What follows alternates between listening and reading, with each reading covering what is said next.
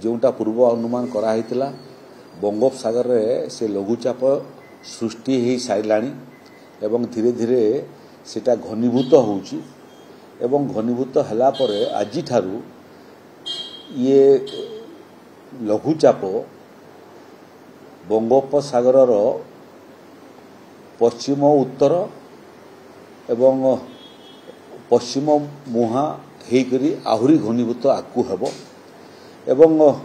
आकु एटा एक deep depression रे मध्य रूपांतरित हबार पूर्व अनुमान करा जायछि एवं दक्षिण पश्चिम मुहा होइकरी एटा west central Bay of Bengal रो तमिलनाडु रो उत्तरांचल एवं आंध्र प्रदेश रो दक्षिणांचल ये आड़कू मुहाइबार संभावना बेसी अच्छी जहाँ फल आसंता काली ठारू आंध्र प्रदेश एवं तमिलनाडु रे यार प्रभाव मूलतः देखापी पड़ो जेहेतु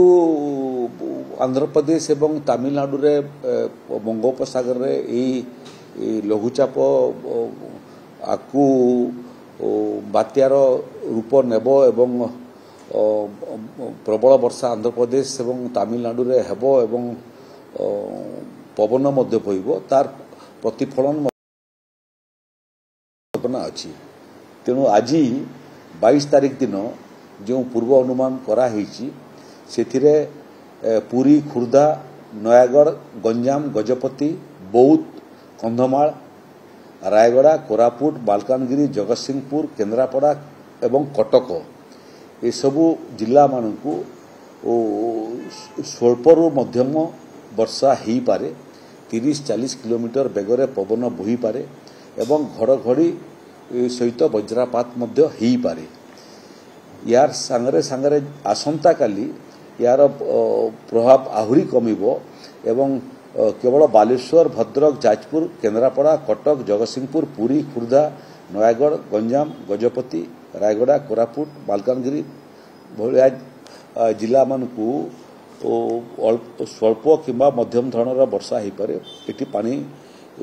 वर्षा सहित पवन मध्य बही पारे एवं घड़घड़ी मध्य हो पारे ठीक से भली एटा आकु आकु गला बेलू 23 तारीख दिन यार किछि प्रभाव सम परिमाण प्रभाव रहिबो